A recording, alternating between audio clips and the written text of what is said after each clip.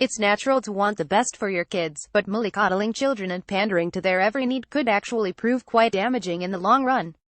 A leading child psychologist has voiced her concerns over middle-class parents' inability to say no to their offspring, saying such a lack of discipline leads to poor behavior and an inability to cope with the real world.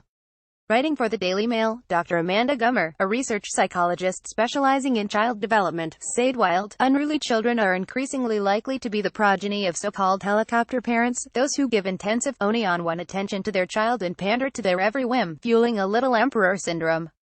Advertisement. Continue reading below. She adds they are ruthlessly ambitious for their child's future, failing to realize how badly their mollycoddling is preparing them for the compromises of real life. Related article. 12 Healthy Habits You Should Encourage in Your Kids. Dr. Gummer draws much of her experience from working with primary school teachers, many of whom, she claims, say that the parents' behavior is often far more shocking than the children's. She writes, these children struggle in the classroom because they cannot cope with not being number one. So they play up to try to get the attention they have been raised to believe ought to be all theirs.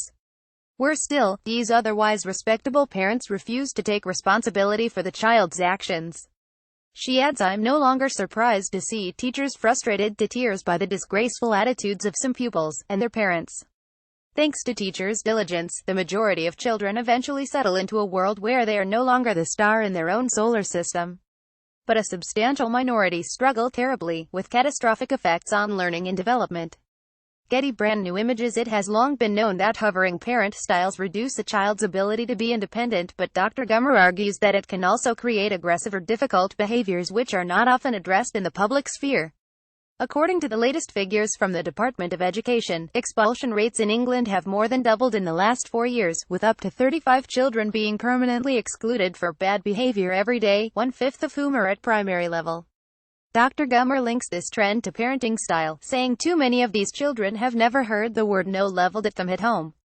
Previous studies have suggested that parents who exert too much control over their children could potentially cause psychological damage.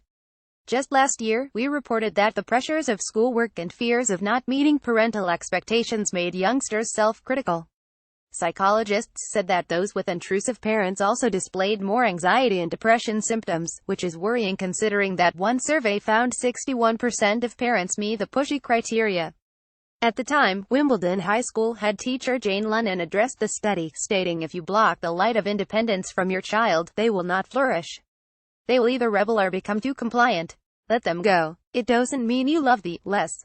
We will all flourish better. So, what can we take from this? It doesn't mean you should stop treating your children or take less of an interest in their day-to-day lives, but it does suggest that you should encourage independence when necessary and, most importantly, should never be afraid to say no.